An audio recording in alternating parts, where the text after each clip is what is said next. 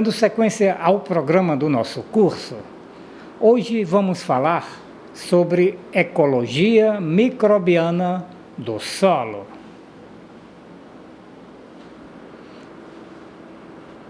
Para entender este assunto, é necessário que nós tenhamos na mente os conceitos gerais que embasam a ecologia microbiana do solo. Para começar, o que é o solo? O solo, do ponto de vista da microbiologia, é o manto de intemperismo onde as plantas crescem e os micro-organismos atuam. O conceito mais completo de solo pode ser obtido em um vídeo do meu canal que se chama Organismos do Solo, parte 1. Um outro conceito muito importante é o hábitat. O hábitat nada mais é do que o local onde os organismos ocorrem, onde eles moram. Também temos o conceito de nicho ecológico, que é a função do organismo no seu hábitat. A gente costuma dizer que o hábitat é o endereço e o nicho ecológico é a profissão. Um outro conceito muito importante é o de cadeia trófica, que nada mais é do que uma cadeia de alimentação entre os diversos membros de um ecossistema. O conceito de homeostase é também fundamental. A homeostase é aquela situação onde modificações biológicas já não ocorrem mais quando o ecossistema entra no seu clímax, que é justamente o conceito de ecossistema, que é também muito importante, que envolve a atuação dos organismos vivos interagindo com o hábitat, com o seu meio abiótico, fatores como temperatura, umidade, a própria composição física do solo, tudo isso interagindo com todas as formas de vida. Isso constitui o ecossistema. E temos também a ordem hierárquica, um conceito relacionado com a hierarquia, com a posição de cada membro, de cada órgão dentro de um sistema. Em ecologia microbiana, devemos enxergar o solo como um hábitat microbiano. O solo é formado por fases.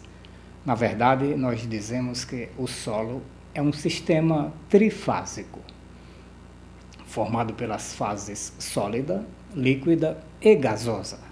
Nessas fases, vamos encontrar os elementos químicos em suas diversas formas, cátions, ânions, moléculas orgânicas e outras, além de partículas minerais e partículas orgânicas também. Vamos encontrar também raízes de plantas, geralmente, macro e micro-organismos vivos, aqui são os grandes grupos microbianos e de pequenos animais, a matéria orgânica fresca, e também matéria orgânica em decomposição e o humus, que é formado pelos ácidos fúvico, úmico e umina. Aqui nós apresentamos um solo com um esquema de solo com os seus diversos horizontes. Espera-se que, devido à presença de raízes e outros fatores favoráveis, como aeração, umidade, nutrientes, matéria orgânica, então todos os fatores contribuem para uma intensa atividade microbiana aqui nos horizontes superficiais. E à medida que aprofundamos no perfil, a vida microbiana vai se tornando mais escassa.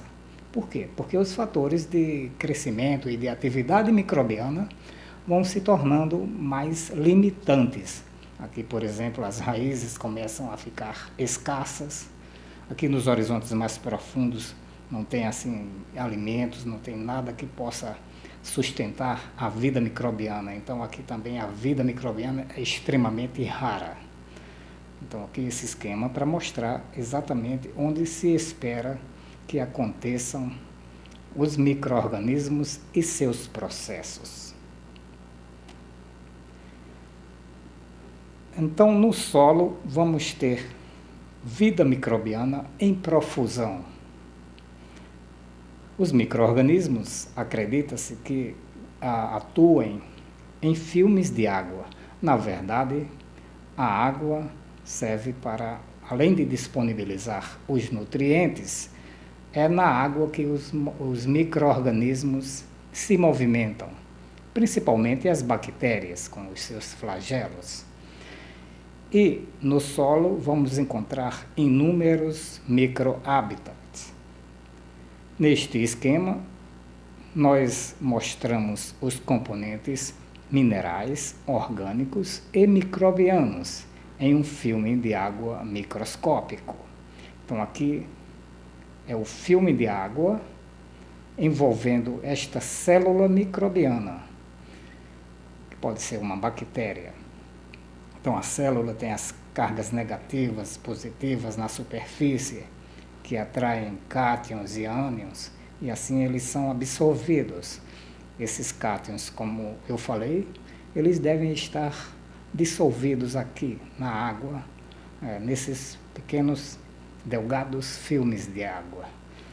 Aqui vamos encontrar pequenas partículas de argila e também colóides úmicos, além de outros componentes como substratos orgânicos, proteínas, enzimas, e nos ecossistemas agrícolas, pesticidas e até antibióticos, que são de origem microbiana ou sintética.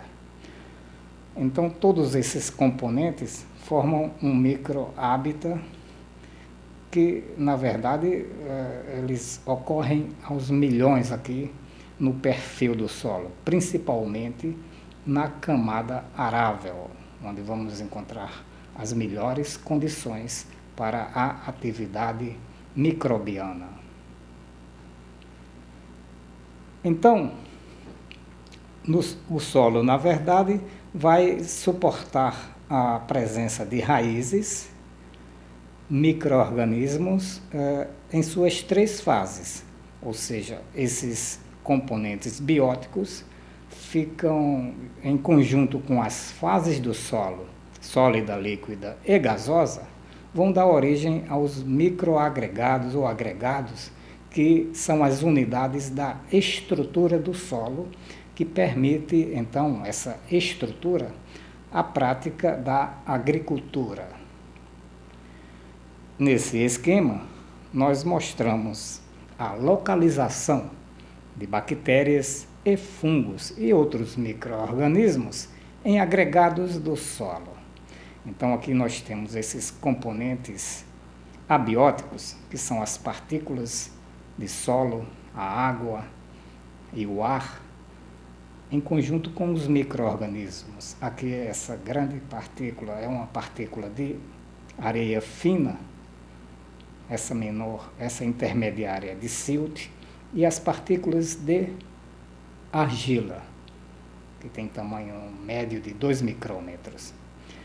Envolvendo essas partículas, vamos encontrar os diversos micro-organismos. Aqui vemos a presença de hifos de fungos, bactérias, aqui aderidas nessa partícula de areia.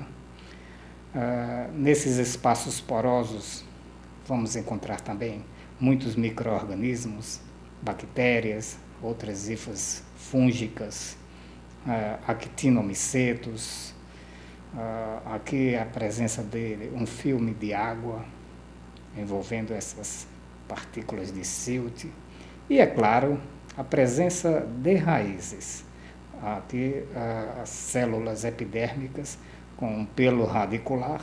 Então todos esses componentes bióticos e abióticos vão formar esse agregado, que em conjunto, quer dizer, o conjunto dos agregados vai formar a estrutura do solo. E como sabemos, em solos bem estruturados, as práticas agrícolas se tornam muito mais eficientes, racionais e sustentáveis. Em ecologia microbiana do solo, é muito importante os conceitos de colonização e cadeias tróficas.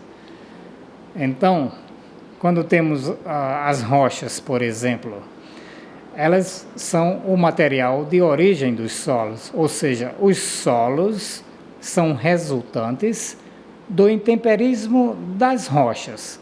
E para que as rochas se transformem em solo, elas têm que ser colonizadas. Então chegam nas rochas os organismos pioneiros que vão dar início ao processo de fragmentação, de intemperismo dessas rochas. Por exemplo, aqui temos uma imagem de uma rocha sendo colonizada por líquens. O que são esses líquens? Líquens são simbioses ou associações entre fungos e algas, ou entre fungos e cianobactérias. Então, o que são esses organismos? São os pioneiros, que têm apenas 2 nichos no caso. As algas, que são fotossintetizantes, e os fungos, que são fungos saprofíticos, que vão começar o processo da decomposição das rochas. Então, tudo isso, ao longo do tempo, dependendo do material de origem, pode demorar até milhares de anos. Vamos ter depois a formação dos solos. Então, quando os solos começam a se formar, começam a envelhecer, o número de nichos vai aumentando. Quanto mais complexo o solo, maior o número de nichos, porque vão chegando plantas, vão chegando animais, vão chegando também outros tipos de organismos, a meso e a microfauna. Então, tudo isso vai aumentando o número de nichos, ou seja, tipos diferentes de micro-organismos que fazem coisas diferentes além da fotossíntese ou decomposição.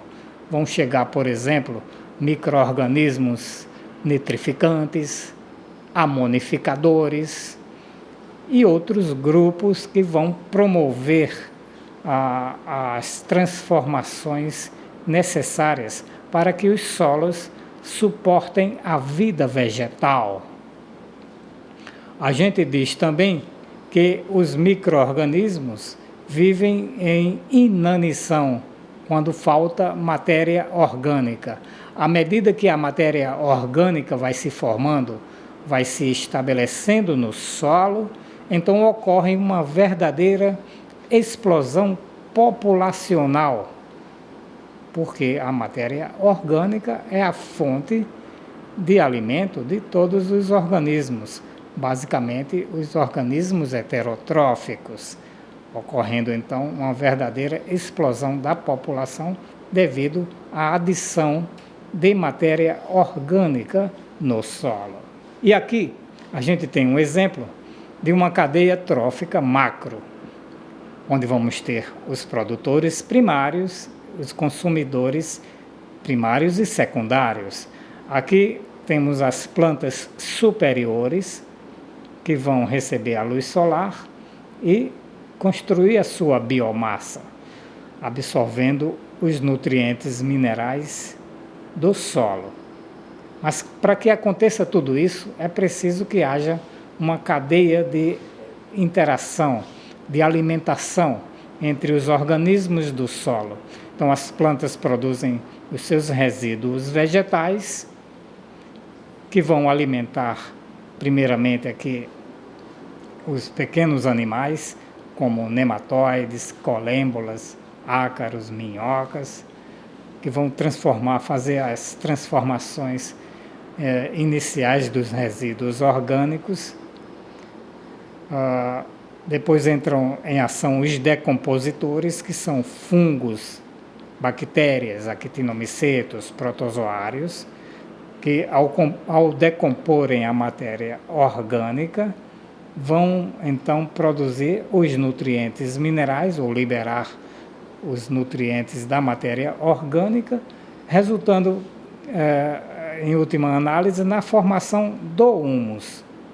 Então, durante esse processo, os nutrientes são liberados e são absorvidos pelas plantas, dando continuidade a esse ciclo aqui que acontece o tempo todo. E durante esse processo também ocorre a emissão de gases de efeito estufa.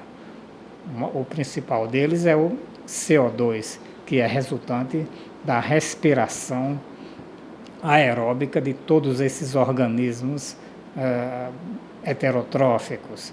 Também ocorre a produção de outros gases, como gases de nitrogênio, e todos eles vão ser volatilizados para a atmosfera, causando o que nós conhecemos como efeito estufa. Resumindo esse assunto, então vamos ter que os solos com baixos teores de matéria orgânica, os micro-organismos existentes vão viver em constante inanição. A partir do momento que nós adicionamos matéria orgânica, o que ocorre a adição natural de matéria orgânica no solo, ocorre uma verdadeira explosão populacional dos micro-organismos.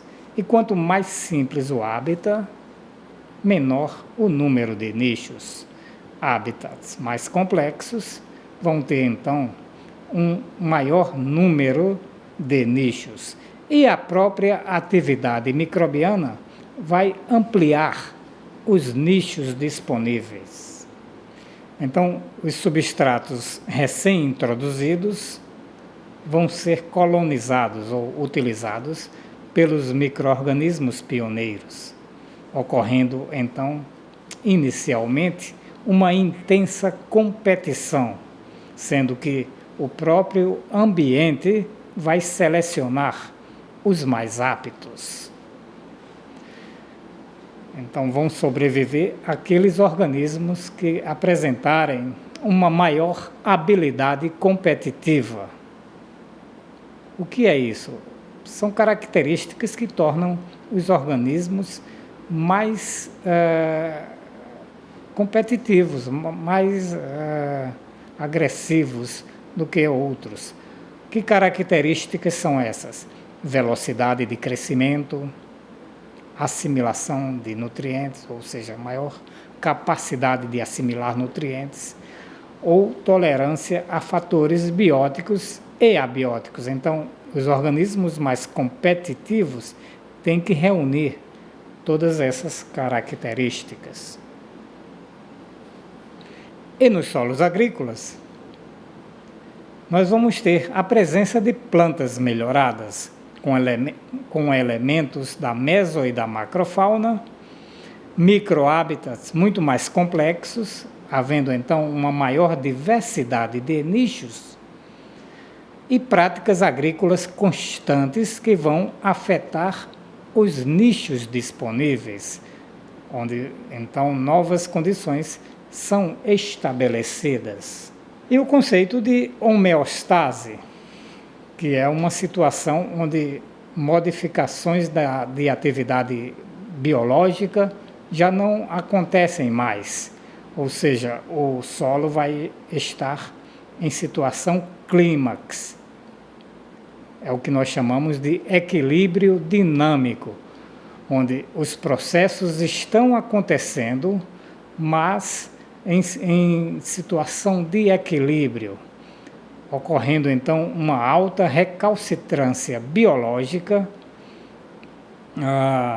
e nesses ambientes altamente estáveis, a adição de organismos melhorados pode resultar em situações imprecisas, ou seja, em resultados incertos.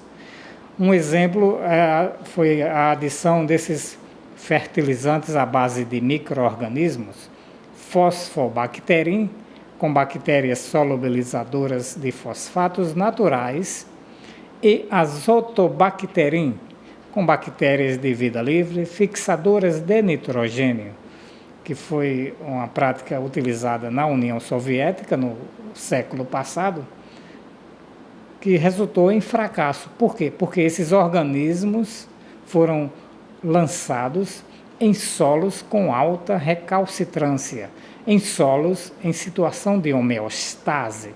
Então, esses organismos têm que ser muito competitivos, têm que ter uma habilidade competitiva muito elevada para superar os organismos existentes em situação clímax.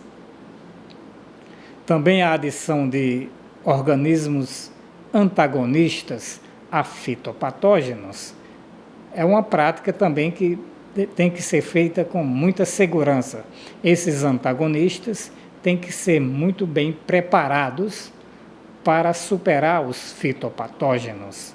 Hoje em dia, com a produção de organismos em laboratórios, com o uso da engenharia genética, esses antagonistas têm sido muito superiores aos organismos fitopatogênicos. Então, mesmo em situações de homeostase, eles têm conseguido superar esse equilíbrio existente, fazendo com que as plantas fiquem livres ou não sejam atacadas por bactérias ou fungos patogênicos.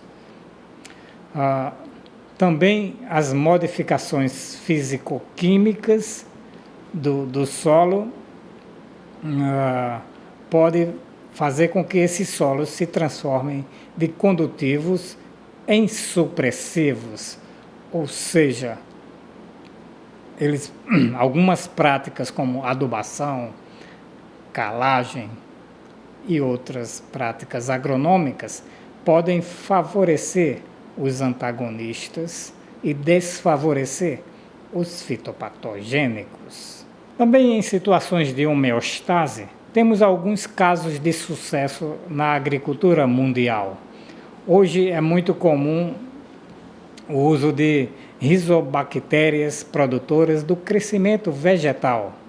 Então, são organismos melhorados geneticamente que dominam a rizosfera, fazendo com que as plantas sejam beneficiadas.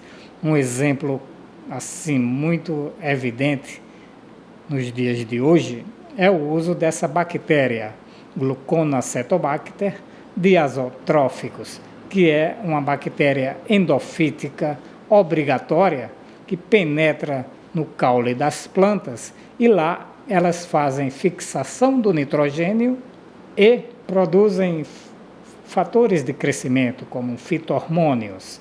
Então, essas bactérias são muito agressivas, são melhoradas, têm uma habilidade competitiva muito grande, estabelecendo-se primeiro na rizosfera e depois elas conseguem penetrar nas raízes e fazer os seus processos dentro das plantas, geralmente processos benéficos.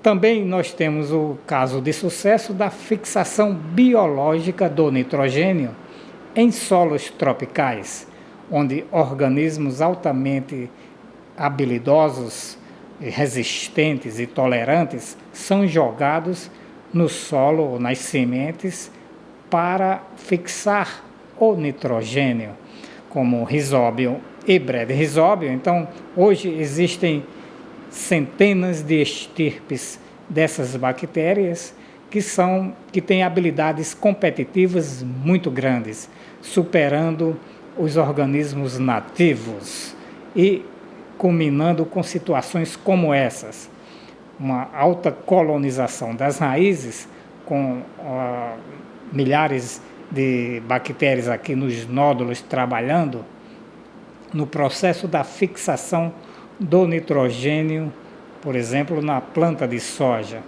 Hoje, como a gente comenta em outros vídeos, a soja não precisa mais de adubação nitrogenada, à base de fertilizantes sintéticos, porque os micro-organismos que são utilizados são altamente resistentes e agressivos, dominando totalmente a rizosfera e colonizando as raízes das plantas e fazendo então o processo da fixação do nitrogênio atmosférico.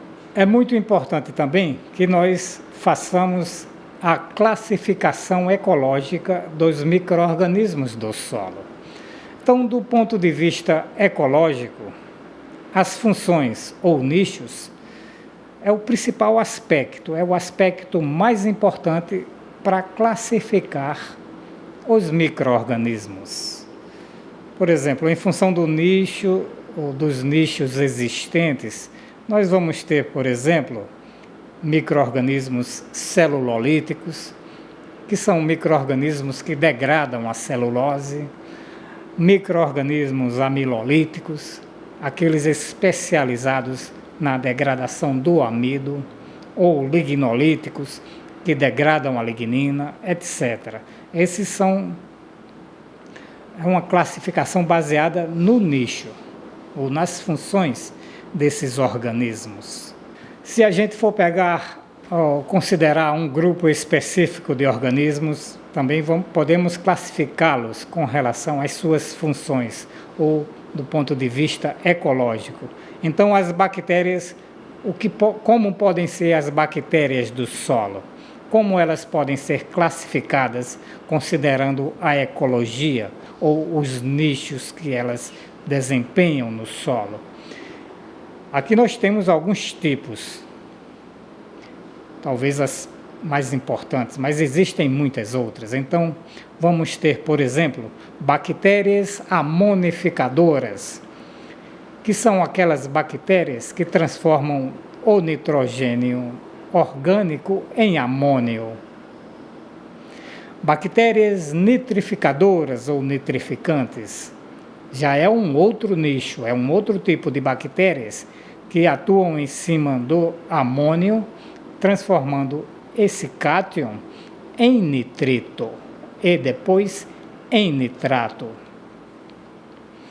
Temos também as nitrato-redutoras ou desnitrificantes. São as que vão reduzir o nitrato, ou seja, transformar o nitrato ou em compostos orgânicos ou em gás de nitrogênio, ou seja, elas podem reduzir, pode ser uma redução assimilatória ou dissimilatória. Com relação a isso, nós vamos falar futuramente na nossa disciplina.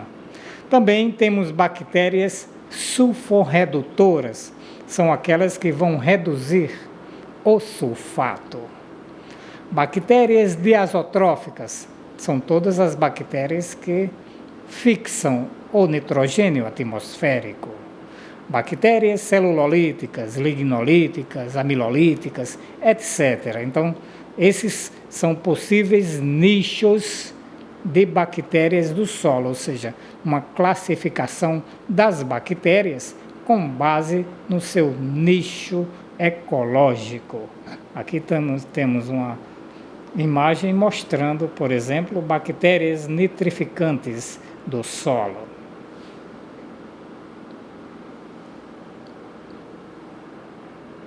Aqui temos um outro nicho bacteriano que são as diazotróficas. Então são as bactérias provavelmente do gênero Rhizobium ou Bradyrhizobium, formando ou vivendo em nódulos aqui nas raízes de leguminosas.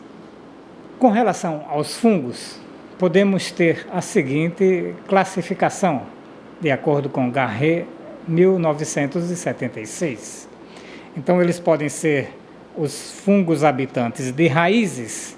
Nesse caso, vamos ter os ectomicorrízicos, como esses gêneros boletos, amanita, teléfora, pisólitos, entre outros. Os fungos endomicorrízicos, aqui temos alguns gêneros como Glomus e Margarita. E os fungos que, na verdade, são parasitas especializados. ou seja, são os fungos fitopatogênicos que vivem nas raízes, parasitando as plantas. Então temos espécies como Armillaria mellea, fomes anosos, Ophióbolos graminis, etc. Aqui algumas ilustrações desses fungos. Por exemplo, os ectomicorrízicos. São fungos que se estabelecem nas raízes, mas ficam nos espaços intercelulares ou por fora das raízes, estabelecendo uma relação biotrófica com as plantas. Então, são muito importantes em ecossistemas florestais, por exemplo, a formação dessas ectomicorrizas. E no caso das endomicorrizas, os fungos conseguem penetrar nas células e também estabelecem uma relação de simbiose. Então, eles absorvem os nutrientes do solo e transferem esses elementos para dentro das células, sendo eles, então, aproveitados pelas plantas. Aqui um exemplo dessas micorrizas, as endomicorrizas, que são as micorrizas arbusculares, muito importantes nos ecossistemas agrícolas. Ainda segundo Garrett, 1976, os fungos podem também ser classificados como aqueles que habitam o solo e não as raízes. Então, nesse caso, vamos ter os parasitas não especializados ou saprófitas fracos, tais como Piscium, Rhizoctonia, Fusarium, etc. É bom que fique claro aqui que eles podem atuar como parasitas, ou seja, eles podem se alojar nas raízes, mas eles também frequentemente ocorrem em solos, atuando como saprófitas. E a outra classificação, o outro tipo de fungo, são os saprófitas obrigatórios. Esses não atacam as plantas, não se alojam nas raízes. Então, são fungos que utilizam açúcares solúveis, podem ser fungos celulolíticos, fungos lignolíticos, coprófilos, etc. E, finalmente, os predatórios. São fungos que vivem no solo e capturam, ou são predadores ou parasitas de amebas e nematóides. Aqui vemos uma ilustração mostrando um desses fungos, que seria aqui essa primeira classificação. O gênero Fusarium, que é um parasita generalista de diversas culturas de importância econômica. Mas ele também, é bom enfatizar isso, pode ficar como saprófita também no solo. E em ecologia microbiana do solo, não podemos deixar de mencionar o fenômeno da fungistase. Como o nome diz, está relacionado com os fungos. Eles ficam numa espécie de estado de latência. Seus esporos, aqui em termos de conceito, é aquele estado onde os esporos não germinam, quer dizer, não há esporulação devido a condições adversas do meio. Possíveis causas para isso seriam a presença de substâncias voláteis inibitórias, que pode ter origem biótica ou abiótica, a deficiência de nutrientes no solo. De acordo com os especialistas, isso é uma vantagem ecológica para os fungos e é anulado na rizosfera devido à presença dos exudatos e outras substâncias que promovem ou estimulam a germinação dos esporos. É bom que fique claro que também pode ocorrer com algumas bactérias, e nesse caso o termo mais correto seria bacteriostase. E agora uma fase muito importante da nossa aula, Vamos falar um pouco agora sobre as interações microbianas. Então, nos microhábitats do solo, principalmente na rizosfera, vão acontecer diversas interações. Por quê? Porque nessas regiões vamos ter uma alta densidade de populações. Então, os grupos microbianos diversos vão estar ali. Fungos, bactérias, protozoários, animais, todo mundo vai estar lá, vai estar ali na região da rizosfera, aproveitando os alimentos que são abundantes. Então, eles vão interagir entre si. Eles não vão viver, de modo geral, independentes uns dos outros. Desta forma, vamos encontrar diversas interações, que podem ser, no geral, de 3 tipos. As interações neutras, nesse caso vamos ter o neutralismo. As interações positivas, nesse caso comensalismo, protocooperação, mutualismo ou simbiose. E as interações negativas, que são competição, amensalismo, também chamada de antagonismo, parasitismo e predação. Vamos falar um pouco sobre cada uma dessas relações ou dessas interações. No caso das interações neutras, que nós chamamos neutralismos, é quando 2 organismos ou 2 populações ocorrem no mesmo hábitat, mas uma não interage com a outra. Dizemos que elas têm nichos diferentes, exigências diferentes. Na verdade, é uma ocorrência rara no mundo microbiano. Possíveis causas para o neutralismo: baixas densidades ou baixa densidade de espécies vivendo no mesmo hábitat, ou coexistência de espécies com requerimento nutricional específico. Agora vamos falar sobre as interações microbianas positivas, começando com o comensalismo. No comensalismo, um micro-organismo A atua beneficiando o organismo B, mas o A não é prejudicado.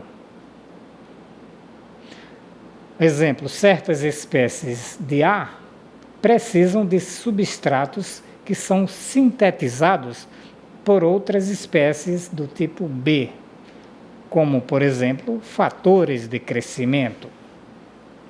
A protocooperação é uma interação microbiana positiva muito importante e frequente nos solos agrícolas e naturais. Vamos ao conceito. Quando 2 espécies A e B estão vivendo no mesmo ambiente, elas produzem compostos que beneficiam ambas. Uma característica desta interação é que não há ligação anatômica ou morfológica entre os envolvidos. As espécies vivem separadas, mas no mesmo hábitat. E também não há obrigatoriedade de atuação. Outros termos para essa interação seria sintrofismo e sinergismo. Um exemplo de protocooperação ou sintrofismo, que também podemos chamar sintrofia, é o que acontece no ciclo do carbono, por exemplo, na produção de gás metano em ambientes anaeróbios, quando 2 espécies diferentes se unem para produzir esse gás. São as espécies metanogênicas e sintróficas. Sobre isso nós voltaremos a falar durante o nosso curso, quando falarmos sobre o ciclo do carbono. Uma outra interação positiva é o mutualismo. É uma interação muito parecida com a protocooperação. Então o conceito é o mesmo: 2 populações ou 2 organismos vivendo no mesmo hábitat, ocorrendo ajuda mútua, ou seja, as duas populações produzem compostos que beneficiam ambas. E também, assim como no caso da protocooperação, não há uma ligação anatômica ou morfológica. Ou seja, as duas populações, ou os dois organismos, vivem separados, mas no mesmo hábitat. A diferença é que, nesse caso, há uma obrigatoriedade de atuação. A população A tem que viver no mesmo ambiente que a população B, ou seja, elas produzem compostos que são essenciais e obrigatórios para ambas as populações. Uma outra interação positiva de grande importância é a simbiose. Nós já falamos sobre ela nesta aula. Neste caso, duas espécies vivem juntas e são ligadas anatômica e fisiologicamente, havendo benefício mútuo, ou seja, elas trocam benefícios. Um exemplo clássico de interação microbiana são os líquens. Nesse caso, temos então fungos e algas unidos por estruturas anatômicas e atuando juntos no ambiente.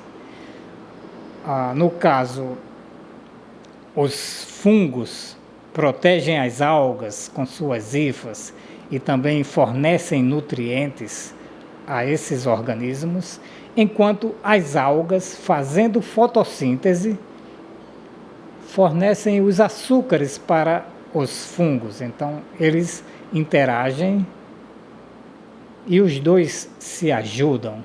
Aqui outra foto mostrando uma célula de uma alga sendo envolvida por hifas de um fungo. Então é uma simbiose perfeita. Não vamos confundir com, por exemplo, as micorrizas. Nesse caso, as micorrizas são simbioses entre um micro-organismo e um macro-organismo, no caso, o fungo e a planta. Aqui nós estamos falando de interações microbianas. Agora, algumas interações microbianas negativas, começando com a competição. Nesse caso, dois organismos, um micro-organismo A e um micro-organismo B, vivem no mesmo ambiente e eles competem pelas mesmas coisas. Por exemplo, pode ser nutrientes, água, oxigênio, o próprio espaço.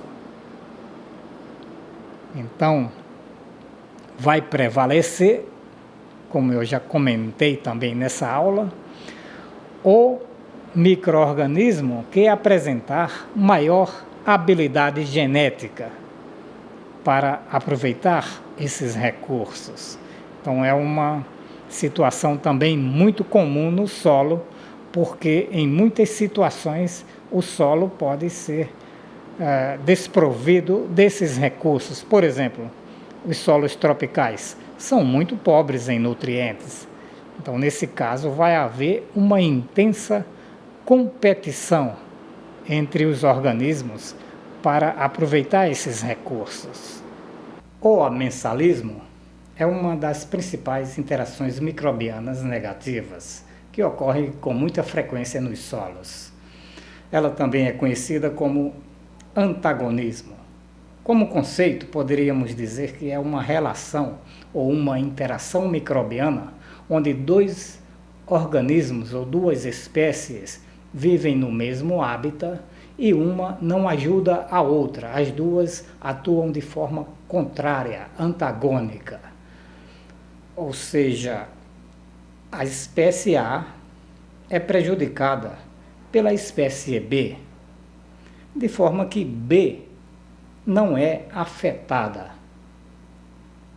E o efeito de um sobre o outro pode ser direto, quando a espécie A produz substâncias inibidoras ou letais à espécie B, ou um efeito indireto, quando uma espécie produz metabólitos que afetam fatores ambientais que são importantes para a outra espécie. Um exemplo de um composto como esse que tem ação sobre outra espécie, um efeito direto, seria a produção de antibióticos. Nesta tabela, retirada de Moreira e Siqueira, de 2006, nós apresentamos a sensibilidade natural de estirpes de Bradyrhizobium aos antibióticos, produzidos por 204 isolados de actinomicetos oriundos de solos de cerrado.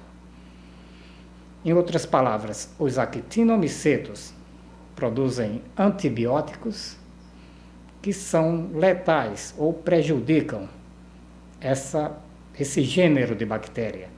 Agora, aqui foram testadas 6 estirpes dessa bactéria, Bradyrhizobium, e houve uma diferença, um comportamento diferente das estirpes em relação à presença desses antibióticos. Então, qual foi a estirpe mais sensível aqui no caso? Aqui temos a estirpe BR33, onde aproximadamente 20% dos antibióticos, ou dos actinomicetos, se mostraram antagônicos a essa estirpe. E aqui os antagônicos específicos também, aqui essa estirpe apresentou o maior valor. Significa que ela é a mais sensível à presença desses actinomicetos, porque uma grande percentagem no solo se mostrou antagônica a esta estirpe. E no caso, a estirpe mais tolerante, a que se comportou melhor em relação à presença dos antibióticos, foi essa que teve os menores valores, aqui, a BR29, com 5,2 aqui, os antagônicos no geral, e 1,6 antagônicos específicos. Se bem que essas outras aqui, os específicos, não houve ocorrência de actinomicetos aqui antagônicos para essas duas. De qualquer forma, esses dados mostram a grande variação genética das estirpes, ou pode ocorrer até entre espécies, é claro, em relação a produtos que podem ser letais, lançados por outros micro-organismos no solo, no mesmo hábitat onde as duas estão, onde duas espécies estão atuando. Uma outra interação negativa que ocorre entre micro-organismos é o parasitismo. Nesse caso, duas espécies A e B vivem no mesmo hábitat, sendo que A vive às custas de B, havendo também uma ligação anatômica e funcional entre A e B. Nesse caso, a espécie B é considerada o hospedeiro e a espécie A é o parasita. Então, a espécie A precisa que a espécie B continue viva, fornecendo alimentos para ela. Esta então é uma relação de parasitismo. E como exemplo disso, nós temos muitos casos no mundo microbiano. Existem fungos que parasitam outros fungos, ou bactérias que parasitam outras bactérias. E aqui, como a gente coloca, protozoários e nematóides que também se alimentam de bactérias e esporos de fungos. E finalmente temos a predação. que é outra interação ou relação microbiana muito comum nos solos.